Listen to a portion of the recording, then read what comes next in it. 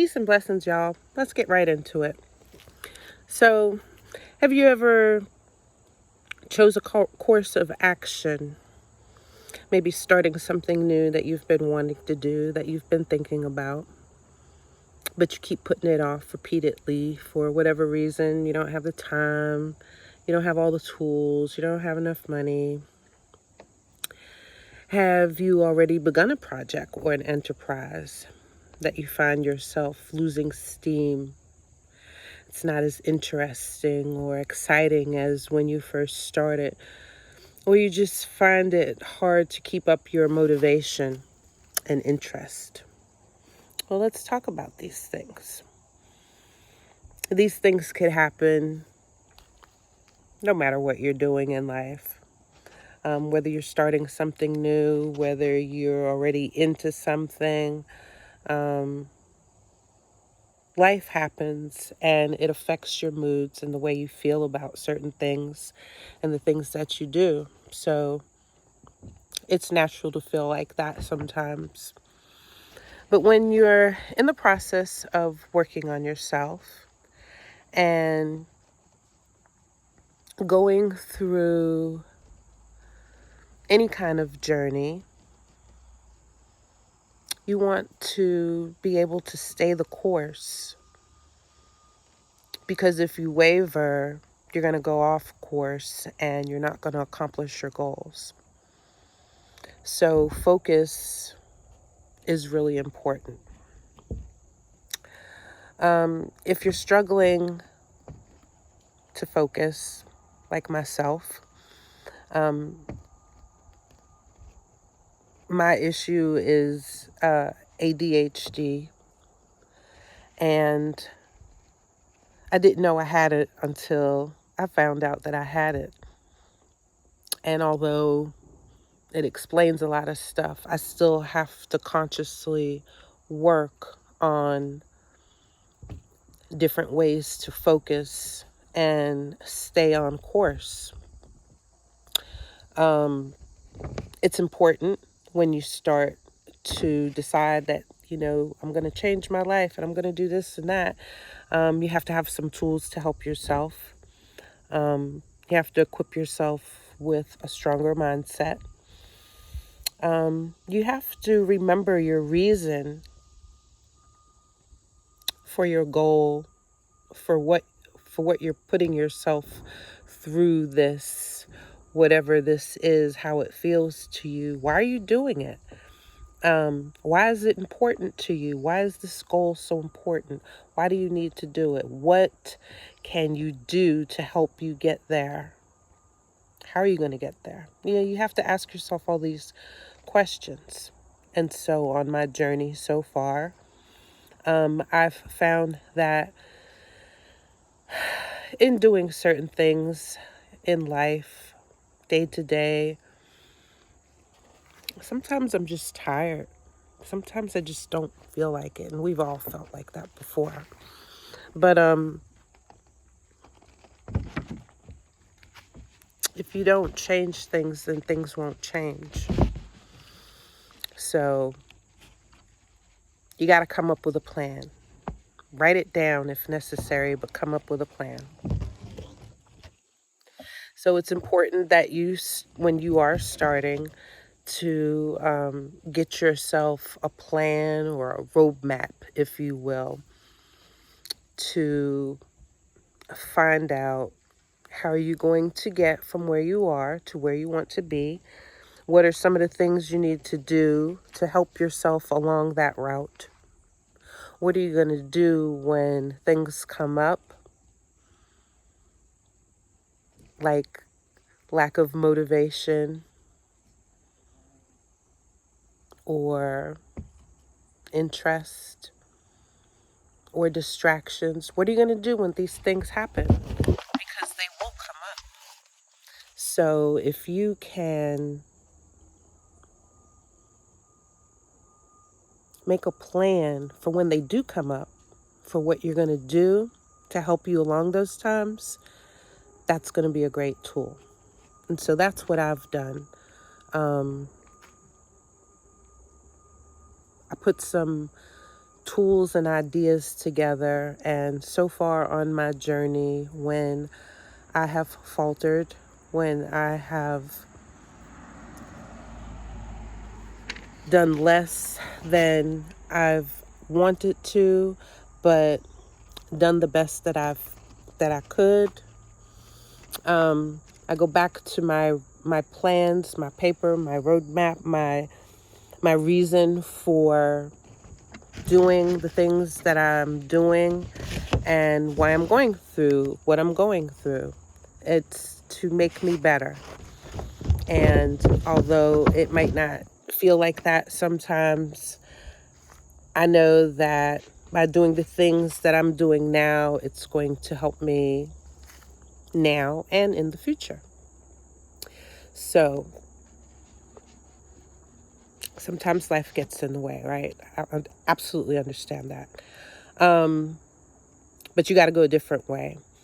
There's always going to be detours when you're planning ahead. And you just want to anticipate them and have a backup plan. Personal story. This May, I had shingles. And it's the second time that I've actually had them in my 50s. And the first time when I had them, when I had shingles, I had a really pretty bad rash. I had it on my face and everything. They weren't as bad as it could be. You know, it wasn't like really bad blisters, but they were very uncomfortable and it hurt. And it didn't last too long. And that was like the main symptom that I had. And it came and went. And I was like, all right, I got through them. Well, this May, the second time around, I didn't have any rash or anything, but it was internal. I never knew anything about any internal shingles. And it was very, very painful on the inside. A lot of neuropathy kind of pain.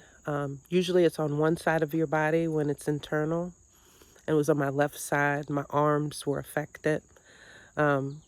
First my left and then started my right. And the reason why I'm telling you this is because I am an artist and I need my arms and hands to paint, to draw.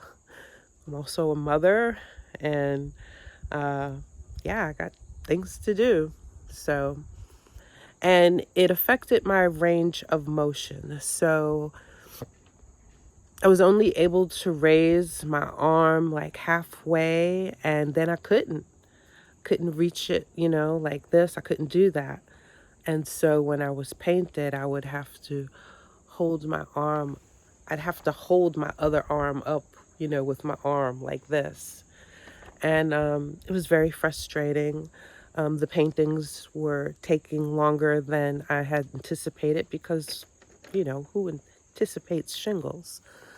It made me depressed. It made me very, very, very tired. I had other things I had to do. And here it is, August, May, June, July, August.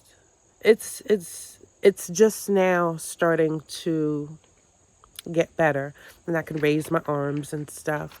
I still get tired, but not as tired as I was. I mean, the exhaustion was very bad. So when I couldn't do anything, I would read. Mainly the things that I was reading was spiritual, to help lift my spirits because I was very depressed. I just felt like I couldn't do anything and I needed some kind of upliftment. So I would read uplifting things. I would watch uplifting things on TV like Abraham Hicks or Infinite Waters, Victor Odo, just people who were coming from a spiritual point of view, who I just love to watch. That is very encouraging and uplifting. And Then I started watching different techniques about art and stuff like that. So even though I couldn't paint comfortably, I was able to start sketching because I didn't have to lift my arm all the way up. I'm just sketching. The the sketchbook is on the table and I'm not lifting my arm. So there was things that I could do that were related to things that I couldn't do, but I remained active. I still took action. I did what I could. There were times when I was just so tired, and I just couldn't do anything. And I would just count that day as self-care, getting extra sleep, drinking extra water, taking my vitamins, and recharging.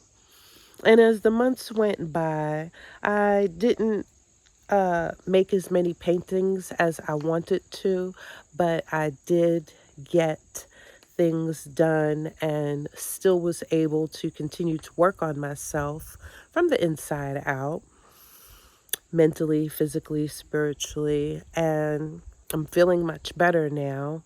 Um, and I'm staying the course. There was times when I didn't want to do anything and I would just say, "Oh, I'm going to just do this for 5 minutes or whatever." There were times when I didn't want to make a video, and apologies because this video is late today. But you just remember to do the best that you can. Sometimes your best is going to change, and that's depending on how you're feeling. There were plenty times this year. I think I started making videos again in January, maybe, of this year. And I promised myself to put one out a week, every week. And I've been consistent with that up to now. It's late today. I even made a video about not being able to make a video. And that video did pretty good too. Weird. But I guess what I'm saying is pre-plan, have yourself some ideas and tools so that when you can't do what you want to do, you can do other things. It's just like when fishermen can't go out to sea to catch fish, they mend their nets. It's not catching fish, but net mending needs to be done so that when they are able to go out and catch some fish, they got nets to do it. I heard that analogy a long time ago. I thought it was good. So, yeah, just have a plan and do what you can. Give yourself some grace, because you're only human and you can only do so much. But you can do something. So, tell me something that you've done in your past to help you along hard times. Maybe it can help somebody else. Thanks for hanging out with me. I appreciate it.